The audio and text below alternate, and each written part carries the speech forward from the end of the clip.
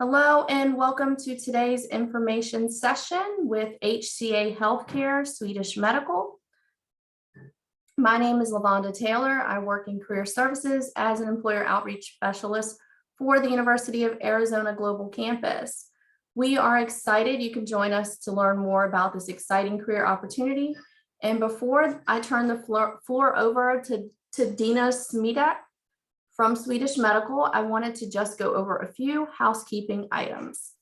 One, this webinar is being recorded, and for all of those who registered for today's session, the recording will be emailed to you in a few days. At the end of the presentation, Dina will take time to answer as many questions as she can. At the bottom of the screen is a Q&A button. You can submit questions with your name or anonymously to be answered live.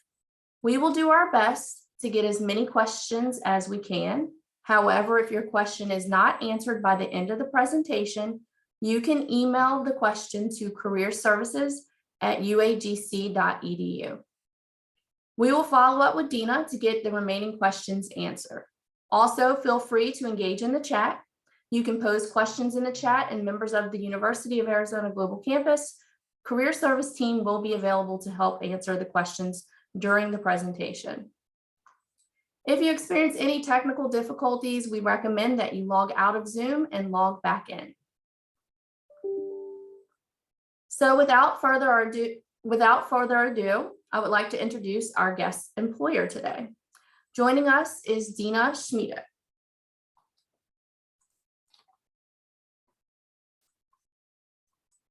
Dina is the Vice President of Human Resources at Swedish Medical Center. With over 20 years in leadership and human resources, Dina has been with HCA Healthcare for the last 13 years, serving the colleagues of Swedish Medical Center for almost 7 years her tenure. She focuses on the engagement and collaboration, and Dina works with executive leadership and faculty colleagues to create collaborative environment focused on driving a strong culture and positive patient outcomes. Dina has her bachelor's degree in business administration from Arizona State University and her master's degree in human resources from University of Denver. She holds her SPHR and SHRM SCP certifications. Dina, thank you so much for joining us today, and I will go ahead and turn it over to you. Thank you, LaVonda. Good morning or good afternoon, everybody. Let me just get my screen shared here.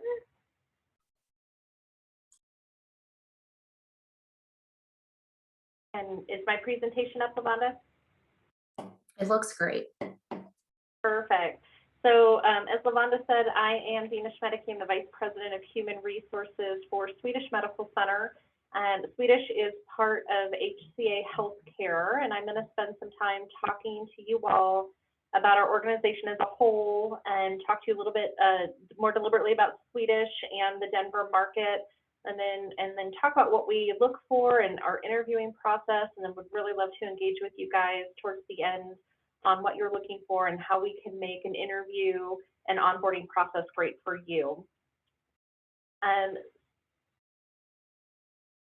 HCA Healthcare is actually an international organization. We are based out of Nashville, Tennessee, and I was enjoying seeing where everybody was coming from as you were logging in and doing greetings. This map shows that there is opportunity for everyone across the country to find employment with our organization. On this map, anywhere you see a navy blue dot is an actual hospital location for those that are looking for acute care experience and to be in the hospital setting. In addition to that, however, we have a lot of other parts of our organization that drive patient care in different ways. So on the right-hand side of the screen, you'll see that we have an ambulatory surgery center for outpatient surgeries. We have a physician services group that cares for our providers. And so if somebody's really interested in healthcare management and working with providers, that's an umbrella of our organization that's great to work with. Sarah Cannon is our Cancer Research Institute, and we have centers of excellence directly related to cancer research and oncology care across the country. Care Now is our urgent care segment of the patient population. And then we have two parts of our organization that are branded a little differently. They're subsidiaries of HCA, but really work on the kind of back office side of ensuring patients are well cared for. Health Trust manages ongoing or new grad nurse education. It does the subcontracting for travel nursing and travel work as needed, but it's also our supply chain portion of the organization. For those of you that may be graduating with a supply chain degree or have interest in that, and there's that work with supply chain and group purchasing organizations. And then Carillon supports the financial side of patient care.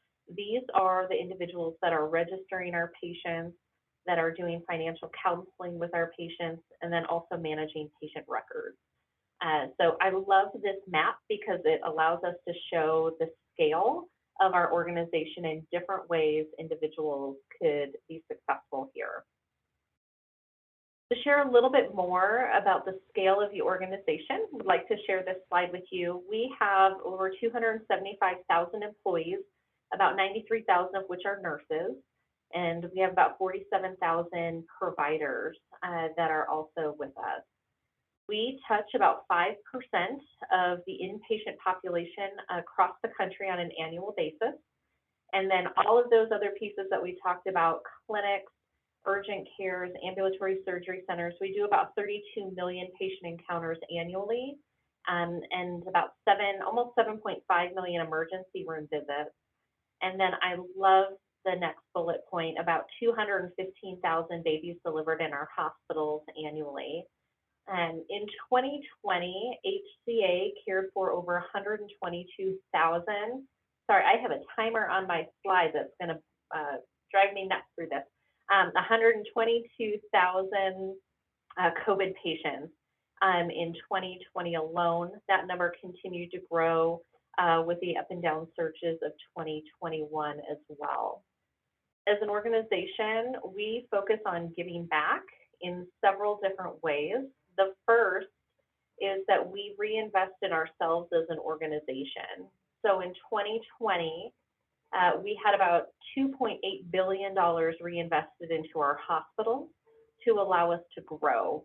And that could be seen in a lot of different ways. Sometimes it's a new MRI or a new CT machine to enhance our technology on the imaging side. Sometimes it's equipment in the OR to enhance what we already do in those areas. And sometimes, as we're seeing here at Swedish Medical Center right now, it is an additional tower to grow and meet the demands of our community. We also give about just under $3.5 billion annually in charitable care. That is so we can continue to do right by our communities and care for patients that can't afford what they need. In 2020, a large portion of those dollars were directly related to care of COVID patients and what they needed there. Finally, we are very deliberate in giving back to charities that match the mission of our organization. And so you will often see within HCA partnerships with organizations like the American Heart Association, the Leukemia and Lymphoma Society, the March of Dimes, the list goes on and on. Each hospital and area connects with organizations that really match their community and what is meaningful to us as employees of the organization. And we give, again, about $45 million annually to those causes.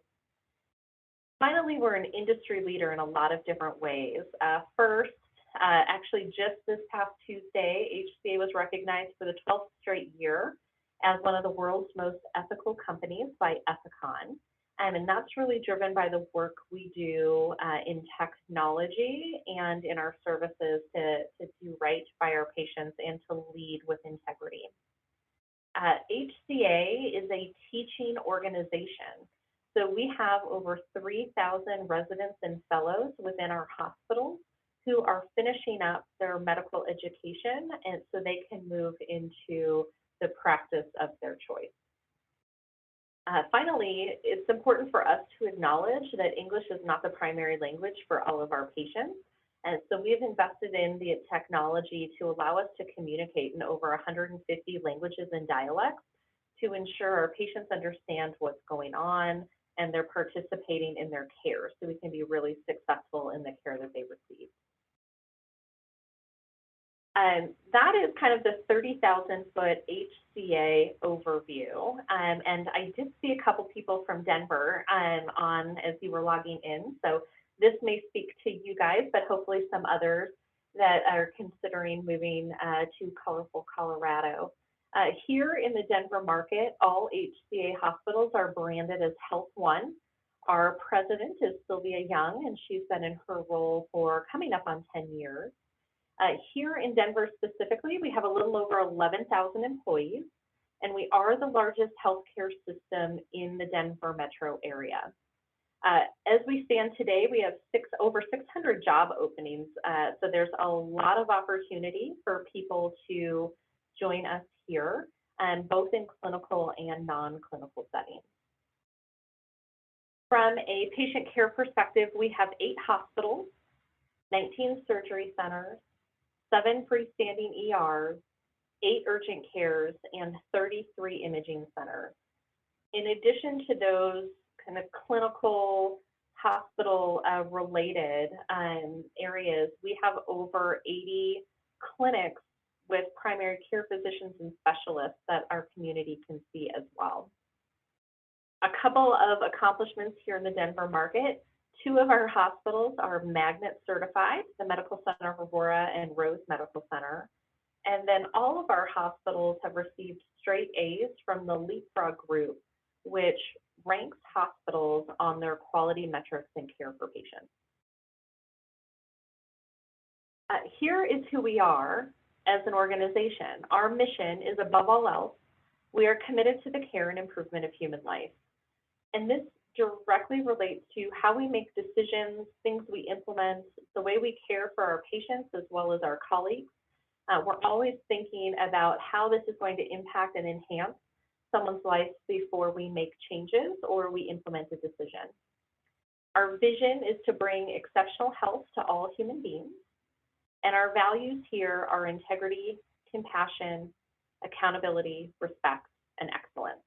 I tell folks these are the rules of engagement within our hospital and our division as well.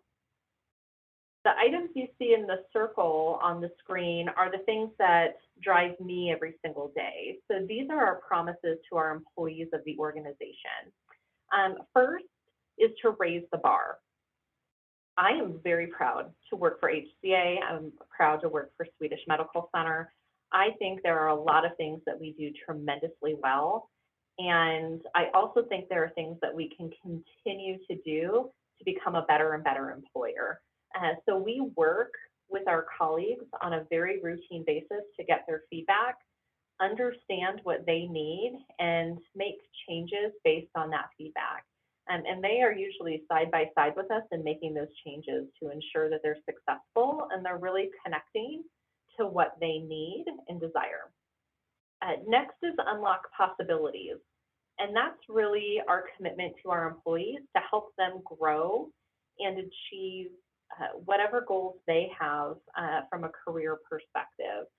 Our leaders are rounding monthly with their employees to understand how things are going, what they need, what things are working well, what do we need to fix. But they're also always asking what's next.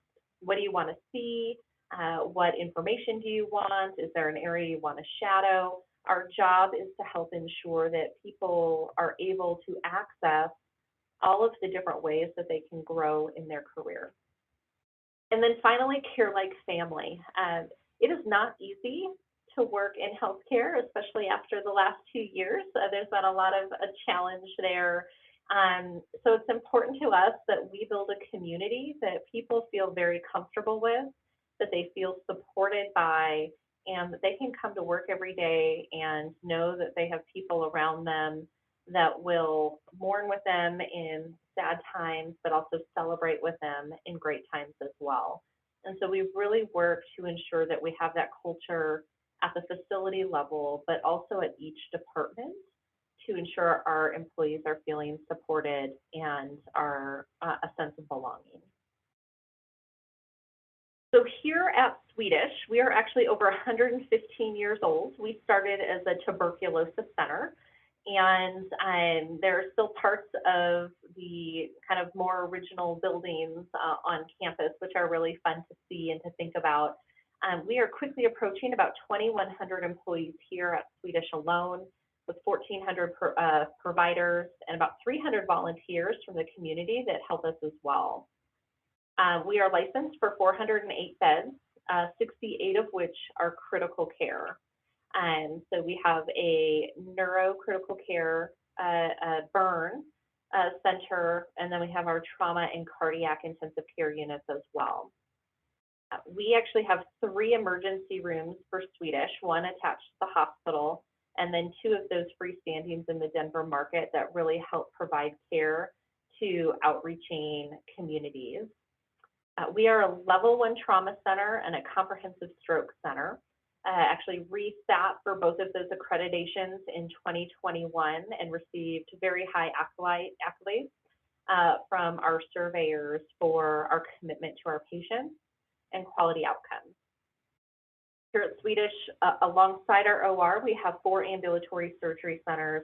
We see about 20,000 admissions annually and do a little over 12,000 surgeries in-house. And because of the care our colleagues give and the reputation we have, we serve patients from over 40 states and 8 countries around the globe. We actually use telemedicine, telestroke specifically, to help rural hospitals in a state radius roughly the size of France. It involves 5 states, all the way up to Billings, Montana. And that technology allows our providers here to help diagnose stroke patients in very rural communities, help identify the best care to receive, which sometimes means keeping them in their community next to their families, close to their homes. And sometimes that is helping them get here to Denver so they can receive a higher level of care. So here at Swedish, we're very proud of the work we do and the outcomes we have, both in our local community and abroad. And a couple of other pieces of our culture that I really think are important to share. As an organization, we believe in the power of recognition. And what recognition does for us is ensures that we have great performance and outcomes, both on a clinical side, but also in my world of human resources. We know that if we create a culture of appreciation, we are showing value and gratitude to the people that are working so hard each and every day. That makes them want to continue to do an excellent job and treat one another and our patients with compassion, and give the best care they can. And it makes them want to stay with us as an employer versus looking anywhere else. And all of that really leads to continuity in our team and continuity in the care that we can give our patients. And so we spend a lot of time recognizing our employees in various celebrations on different units and in different departments, but also through some online platforms that we have now where peers can recognize one another, leaders can recognize staff across the organization. And what better thing to do with recognition other than get some points and save up for some great items that people can purchase with the recognition they've received. So kind of hits all of the categories of recognition and how different people like to be recognized. The last thing that we really focus on is the growth and development of our colleagues. And again, I talked about this a little bit with unlocking possibilities.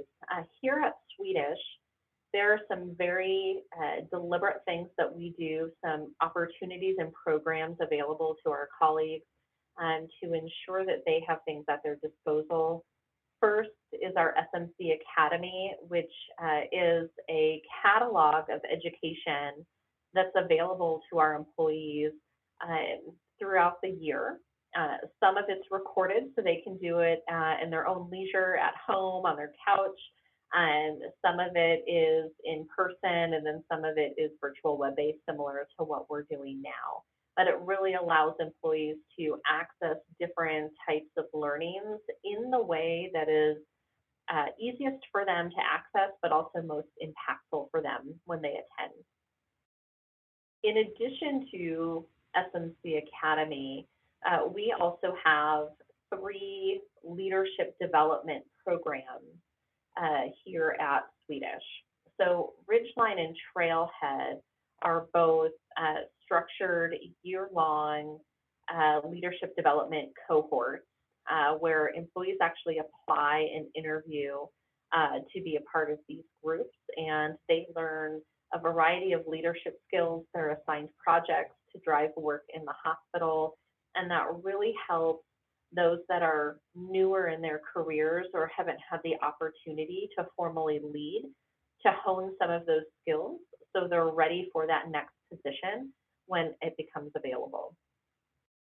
Next level leadership is for those that have been in on the nursing side, a clinical nurse coordinator, in other areas, a lead or a supervisor, and allows them to kind of expand on their existing leadership skill set and be prepared to step into the next management or director level position that's available. So again, these are 3 programs that are available to help individuals reach their leadership goals if that's the path they choose to take. Here at Swedish, we promote about 100 employees a year. It's kind of our average every year, and that is all over the gamut. We certainly have the traditional nursing pipeline from a CNA to an extern to a nurse to CNC into formal leadership, but we also have trade passers that become cooks or lab techs that finish school and become a medical technologist, and the list goes on. So that is really important for us to focus on and celebrate each year. For the nurses, the new grad nurses on the call, I want to spend just a couple of minutes talking about our nurse residency program. And this is really intended and is managed by our health trust team to transition new grad nurses out of the classroom and into their unit. And it is very structured and includes several weeks of didactic training and then moving into the unit that they are going to work in. So dependent upon the program, it could be 10 up to 20 weeks. The typical med-surg program is about 10 weeks, all the way up to those going directly into the operating room. That's about 20 weeks, a 5-month program. And again, there is in-hospital and online classes. There's simulation training available. And then the new grads move to the unit and spend 6 to 8 weeks on that program. Once they've graduated onto the unit and they're off of orientation, these nurses move into a structured professional development program. This is about 9 months long, so really there's ongoing training for your first year after graduation. You're given a mentor to really be able to tap into, to do things to, from the span is from learning something clinically, talking with them about that, to finding the secret stairwell in the hospital that'll get you to, from the unit to the pharmacy faster. So, and everything in between. There are seminars that are about 2 to 4 hours in length held each month that just provide some ongoing training and really help to layer comfort and growth in your first year. And again, then there's the routine check-ins at 30, 60, and 90 days to ensure it's capturing what that individual needs and helping them feel successful. We have residency opportunities all over the place. So all of our med-surg units have those. surgical, post-surgical units, cardiac units, our ICUs. One of our sister facilities here in the Denver market and across HCA have behavioral health hospitals, trauma departments, women's centers, children's centers, emergency rooms. Really, if there's a spot in the hospital, there is an opportunity for a new grad to join a residency program. Right now, we are hiring for all of our cohorts, and we actually do offers as early as now for our August and October and November cohorts. And that way you can finish up school without worrying about where you're going to end up. Right now, we are filling our May cohort with those that are graduating this spring. So they start on the 16th and the 30th. And then we have 4 cohorts that will start in August. So actually every week of August, there'll be a group of new nurses that will start together. And then again, we have 2 in October and November. Want to just take a little bit of time talking about how to prep for interviews, regardless of whether you're going into nursing or into another aspect of healthcare. Certainly these days, virtual is almost as common as in-person. I'm very excited that in-person is coming back more. But if that's not an opportunity for someone who's in one state and currently looking to relocate, those are absolutely available. It's important to treat that interview just as if you were in person, you know, dress the part, be prepared, make sure you test the platform in advance to make sure that you can hear, they can hear you, anything visual is necessary, and, you know, pay attention to your surroundings. Before we jumped on, I did a little cleaning of my desk to make sure you weren't staring at my stacks instead. So, you know, that's something to think about when you're in a virtual interview as well. What is the background that is being seen? And whether you're in virtual or in person, turn off notifications, your cell phone, so you can really give all your attention to that person on the screen in front of you or in front of you. And from an interview perspective, we spend a lot of time focusing on behavioral interview questions. And so you'll often hear our leaders say, tell me about a time, or give me an example of when. And that's really important for us because then we're able to connect the question to your real life experience. Sometimes that can be challenging if you haven't had you know, a like job in the past.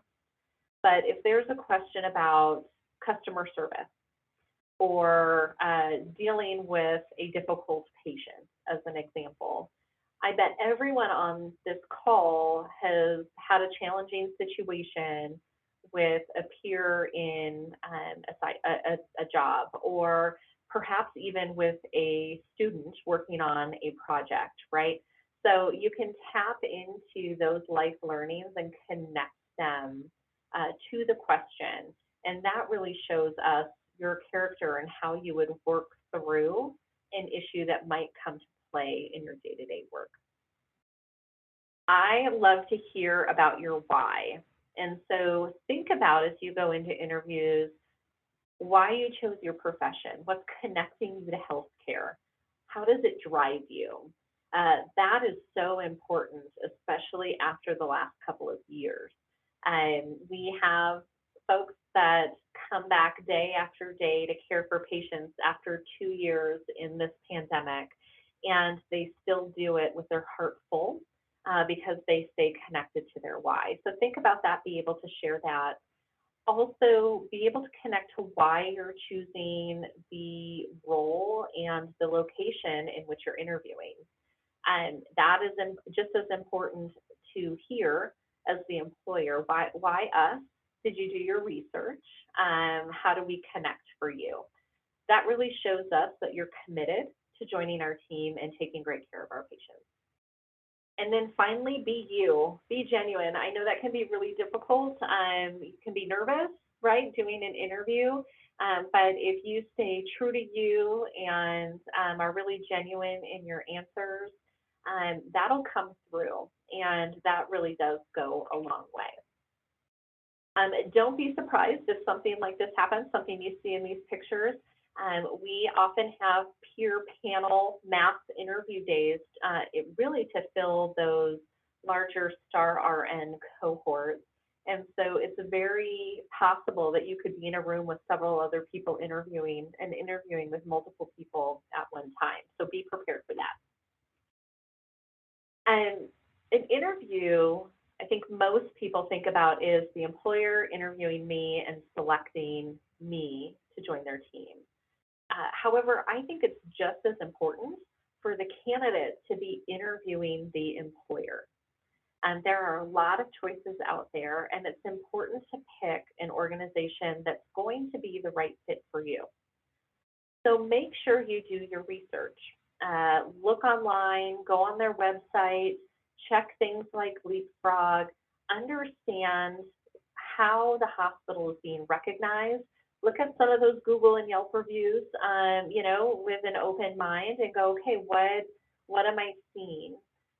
There's also great feedback that can come from employees, past and present, in sites like Indeed or Glassdoor.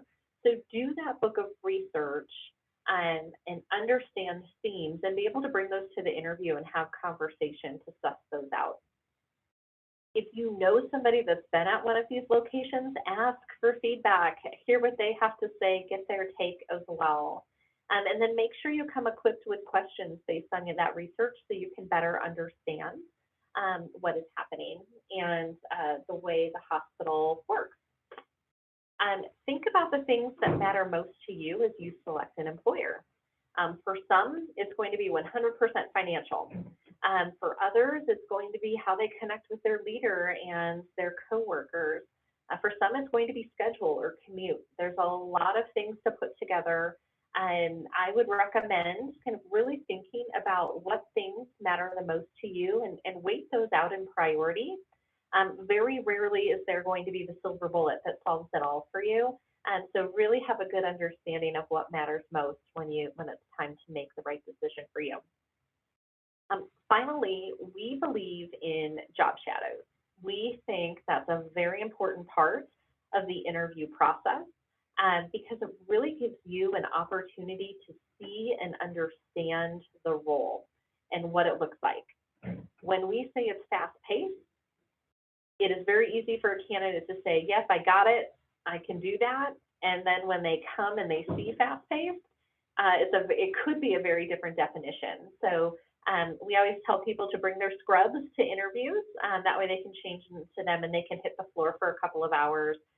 Also allows you to get to meet people that you would potentially be working alongside. So you can see if that's a department and a culture that works for you. So be ready for that and enjoy every moment of that part of the interview process. And that is all of the slides I had to share with you about our organization, our residency program, and then just some general tips about interviewing. I am happy to take any questions that might be out there.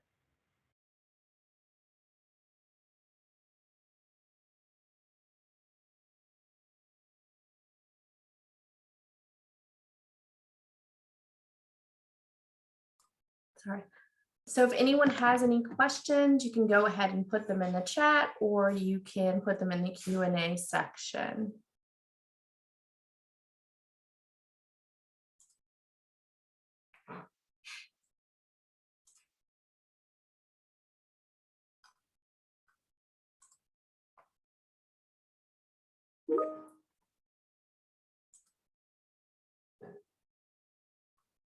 Okay, I see one. Shall I just kind of read and go through, Lavonda?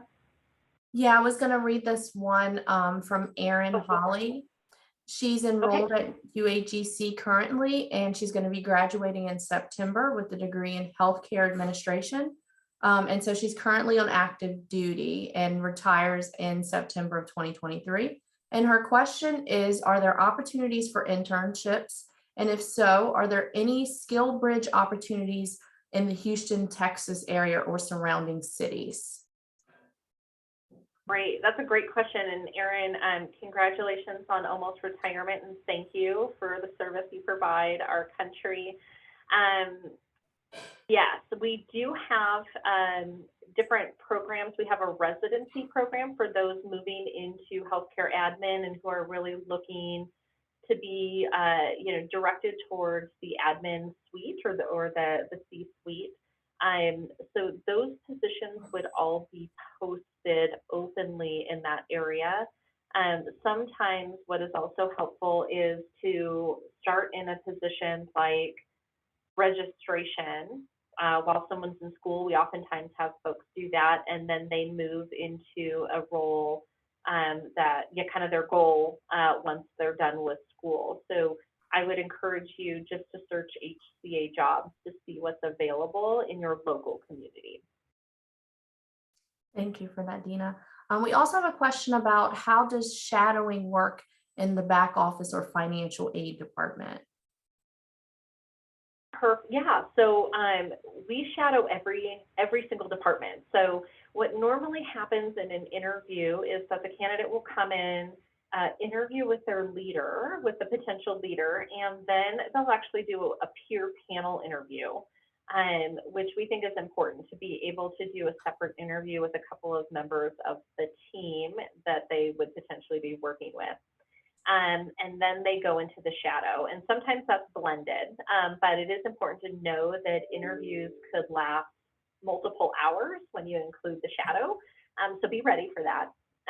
But in finance, you may do a tour of the area, but then also spend some time working alongside an accountant and understanding their pace, looking at the systems they use, so you can really see that whole thing. It's important to remember in a shadow that you're never doing any of the work, right? Because you may not be credentialed appropriately or have all the skill set yet to do such a thing, but you're there to really observe and ask questions and see all of the aspects of the position. So it's a very much tailored to the role.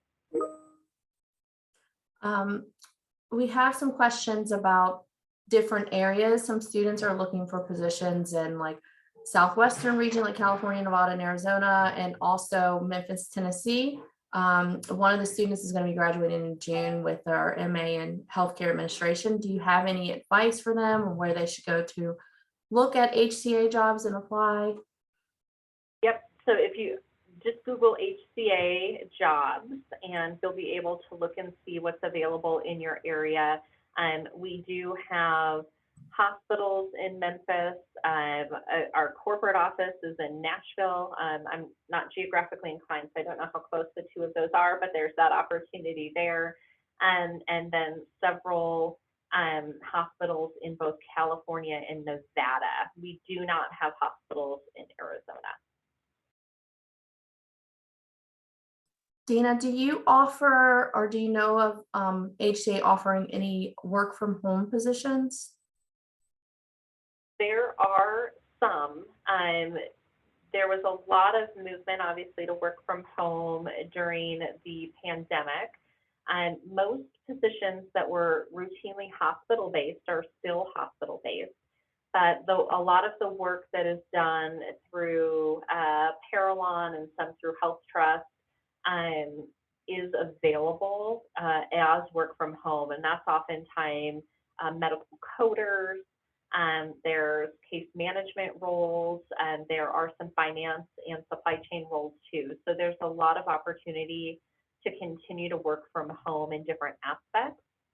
And that actually made me think about too a new area that we are working into, which is really how to support patient care in a virtual method.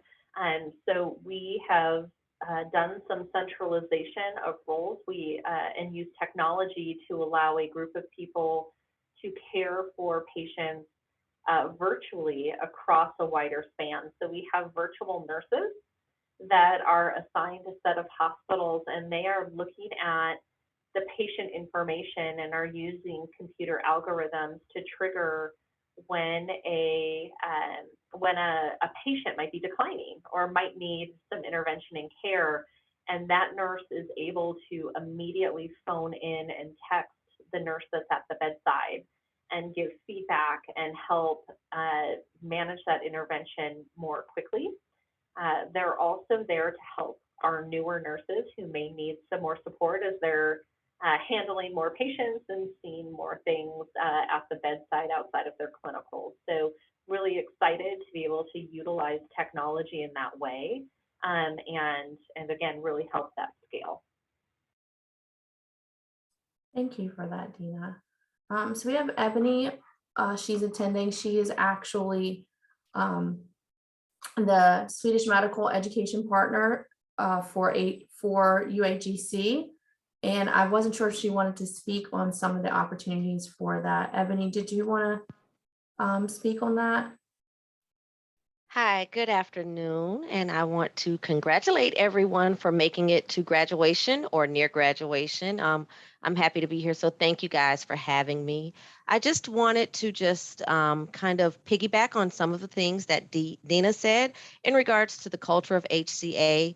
Having been the Education Partnership Representative for UAGC, I get the opportunity to speak to a wealth of employees all over the country from HCA locations. And I can say that they do create a culture of recognition and also furthering education.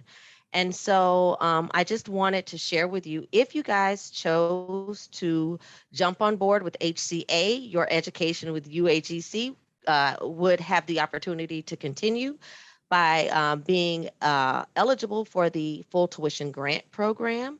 HCA has so generously provided tuition benefits to their employees, which includes a UAGC. And with that, 90 days with employment with HCA, you are eligible to go back to school and receive your degree with no money out of pocket.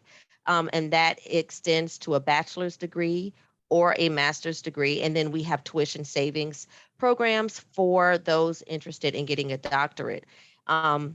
And what I've found is that usually those who I speak with HCA locations are trying to diversify their education so that they could grow with the company. So I just wanted to add that little piece onto it. This does cover 10 undergraduate courses per year and then 8 graduate level courses per year. So if anyone had any questions in regards to that, I will put my contact information in the chat so that you could connect with me at a later date for more information. So just wanted to add to that. So thank you for that opportunity. Thank you, Ebony. Okay, so it looks like, do we have any more questions?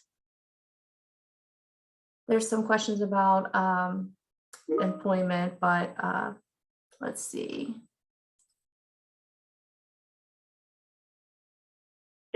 Does this apply to current UAGC students who are seeking employment with HCA? I think that's in regards to you, Ebony. I'm sorry, I missed the question. Could you? Does that apply to current UAGC students who are seeking employment with HCA? So how it typically works is once you're employed with HCA for at least 90 days, you're then eligible for the full tuition grant. And it goes through a third-party organization called EdAssist. So you would go through the EdAssist process to become eligible, and then you would be awarded the full tuition grant to continue your education with UAGC. But you would have to be employed with HCA for at least 90 days. Thank you for clearing that up for us. You're welcome. So it looks like we are coming to a close at this time. I want to thank everyone for joining us today.